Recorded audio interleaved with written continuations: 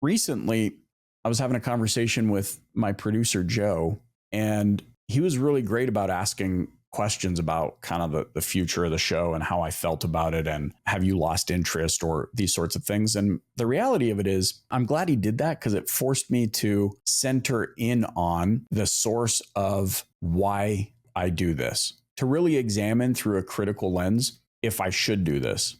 Hey there. Welcome to this episode of the Dealer Playbook podcast. If you're new to the show, welcome. If you're not new to the show, welcome. We're going to do something a little bit different. And you're thinking, well, hold on, Michael, you've done solo episodes before. What's going to be different about this episode than any of the other solo episodes? And I kind of want to just share with you some of the things that have been on my mind lately as it pertains to the show and some of the direction that we're going to take. So stay tuned for that because I've got some things that I'm really excited about. But I thought, we just passed our 10 years producing the Dealer Playbook, and it has been such a wild journey. We launched the show. I'll never forget it. We launched the show. I was at a conference in Atlantic City. It's 2014, April to be precise, April 11th, 2014. And I remember back then, Apple Podcasts didn't exist. iTunes existed, but Apple Podcasts did not exist yet. And you had to create your own feed on your website and then share that with iTunes and upload it. And there was a whole approval process. Anyways, it was a nerve-wracking thing because back then I was afraid to put myself out there. I was afraid that I would be mocked and ridiculed. And, I was living in this small town that I grew up in British Columbia, Canada, population, whatever, 30,000 or something like that. And this idea of putting myself out there to a greater extent, possibly on the world stage, dare I say, was frightening to me. And I actually talked myself out of doing it for quite some time. But then all of a sudden in April of 2014, here I am pushing the button that publishes this site. And I was excited about it. I was at this conference. In fact, I remember it was a networking event in the evening.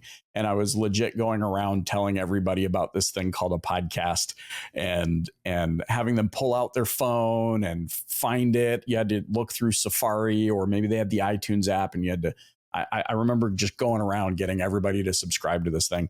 And in the back of my mind, perhaps self-deprecating, I remember thinking, man, it would be so awesome if 100 people listen to this thing.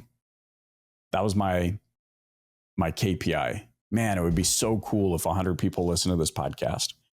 Unbeknownst to me, that within 48 hours of launching the podcast, it hit new and noteworthy on iTunes.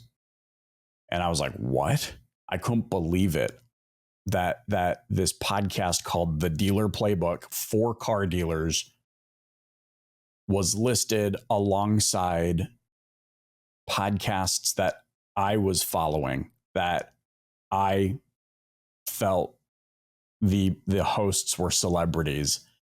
It completely rocked my world. I couldn't believe it. And then after about 4 weeks on the new and noteworthy, we hit the What's Hot list.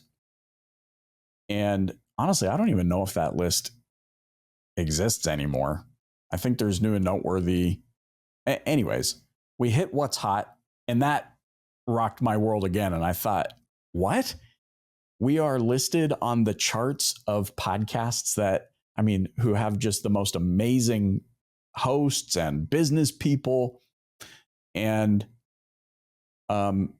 I think back then you were only supposed to be on the What's Hot list for a max of 8 weeks. And we were on that list for 3 months back then. I couldn't believe it. Again, thought process was, I hope it would be cool if 100 people listen to this thing. And here we are 3 months later on this What's Hot list. And getting all sorts of downloads and praise and all these things. And then I remember at the end of 2014 getting an email from Apple saying that we were in the top 300 podcasts in the world. And I remember thinking, really? I remember looking at my wife, Kara, being like, is this for real? Like, a car dealer podcast? What? It was one of those things. I'm like, no way. I remember, in fact, the host that we were hosting our audio files on, who gave us download statistics, I remember distinctly emailing them and saying, is this right? Or is there an error somewhere? Because the numbers it just took off, right? 60 plus countries, like you name it. And they wrote back and they were like, hey, we use international advertising broadcast standards numbers. These are accurate. These are not robots. This is not spam. And here's a word you haven't heard in a while. I was flabbergasted. I was like, what in the world? And I mean, we lucked out. By episode 5, right, I had Dr. Willie Jolly, who at that time was the #1 Sirius XM rated motivational show in the world. By episode 10, I had Gary V for the first time, Gary Vaynerchuk. And I'll never forget that. I was so flippin' nervous for that episode. And he talked to us from the back of a cab. I mean, anybody that follows Gary V know he's always in a car. But I was nervous for that. By episode 15, I had Grant Cardone, which I was super nervous for that. But it just compounded from there. And this show was picking up steam. And the only thing I could think of as to why this was happening is that this was evidence that our industry was shifting. The people in it, there was a change of the guard. It was a coming of age almost, where people in this industry were thirsting for new information delivered in a new way. And that is just so thrilling to me. Now, in the early days of the show, we were very focused on marketing strategy and sales strategy. Along the way, though, I kind of got bored of that. And there was a moment where I didn't publish an episode for like 6 months. And I thought, okay, I think I'm done with this show. I think I'm ready to quit the Dealer Playbook. And then I came back after 6 months and I published an episode. And the strangest thing happened, which is that entire audience was still there. Many of you were still here with me at this moment. And it was like I never left. It was the craziest thing. And as a result of this show, so many amazing things have happened. So many blessings have happened in my life that I would have never expected. That the little boy growing up in Vernon, British Columbia would have never anticipated happened. Because of this show, my agency Flex Dealer blossomed. Because of this show, I wrote a best-selling book. I know what you're thinking. Anybody can do a Kindle book and become a bestseller. No. Paperback, bestseller, 3 categories, 13 Amazon countries, okay? But it was because of the community that we had built on the show. Because of the show, I somehow skipped the line and was no longer applying to speak at conferences. People from all over the world were calling me up and saying, hey, we want you to be the keynote speaker of our annual event. And so what a tremendous thing to take my wife to all over Canada, all over the United States, Australia, Germany, Holland, like everywhere. It was amazing. And it has been amazing. And for a while, I went through this period where I'm like, dang, if this is having an impact, like that's really fueling my desire to continue doing this show. But if I can be totally transparent with you, I started getting bored again. I felt like if all I'm going to do is have conversations and all of these conversations are going to be about the same topic, then what is that actually doing anymore? Like I really felt like, ah, man, this is getting boring. And I don't want to sound ungrateful. That's not it either. I don't want to sound like I'm ungrateful and I don't recognize how amazing this has been. But it was starting to get boring for me. And my thesis is like, if this is getting boring for me, then have I kind of veered off track? I also want to be very clear that this has nothing to do with the guests. This has everything to do with me and producing this show, because the guests have been amazing. The guests are phenomenal. They've brought so much wisdom and their time, and that means the world to me. So I don't want anyone listening to think that I think any of the guests or shows have been bad. But I think I had to identify for myself why I was getting bored with producing the show. I don't know if you've ever produced a show before, but it's not easy work. It's time consuming. A lot has to go into it. And I'm so grateful for my team who helps me do it. But I had to kind of identify, well, where is this kind of, dare I say, boredom coming from?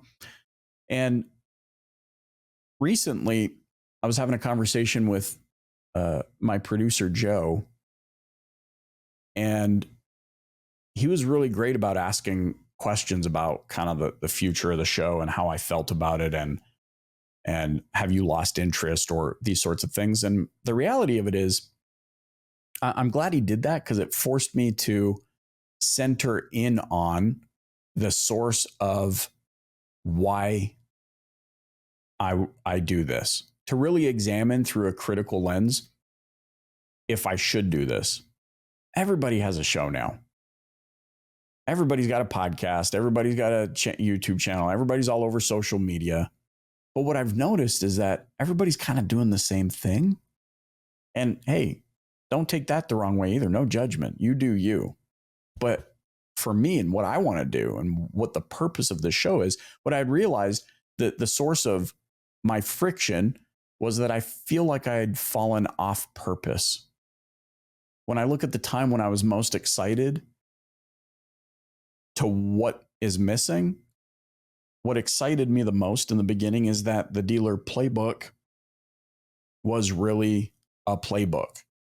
It was about tangible, practical information that anyone listening could apply to their daily routine or to their workflow or to their business to see it, an outcome from it. That was really exciting to me. And so, all of that to say, as we had this conversation, as Joe and I were talking about it, and as we thought about it and examined it, what I realized is that my excitement as I thought about making the playbook a playbook again started to rekindle this feeling that I remembered from the past. This drive, this motivation, this excitement. And the more I thought about it, the more excited I got. And so I guess I'm sharing all of this with you because I wanted to just let you in on my heart and what's going on in my mind. And to say that, no, the Dealer Playbook's not going anywhere. But this is the 10-year reset, not to go back in time, but to evolve and to grow and to put value out into the industry that gets us excited, that means something to you. I think about those moments in the past that made me the most excited. And it was when I would hear from you, when you would email me and text me and send me Facebook messages and carrier pigeons and ride in on a horse and deliver the message that what you said or what they talked about or shared in that episode, I applied and it grew my business, and it grew me as a sales professional, and I grew as a manager. That was the stuff that I realized was really exciting for me. And so what I'm excited to share with you is that we are really dialing in and refocusing our energy to return the playbook to the Dealer Playbook, because we want it to be a tangible and practical experience for you. We want you to be able to tune in on YouTube or podcast, wherever you're capturing this, and walk away enlightened and lifted, full of ideas and context about how you can take the discussion and practically apply it to your day-to-day routine to grow your business, to increase profits, to grow your people, to grow your business, to grow your presence, to get more attention. Those are the things that really excite me. I want you to be able to walk away from every episode going, there's my key takeaway, to not have to guess, to not say, okay, they talked about this, but what do I do with it? I want you to know unequivocally, without doubt, how you're going to walk away from every episode with something to apply. And that, you can even tell I'm like posturing up here and I'm like getting excited about it. That really excites me, because that is the essence of the Dealer Playbook. So then it got me thinking, the timing of it all is really interesting, because when we observe where the industry is going,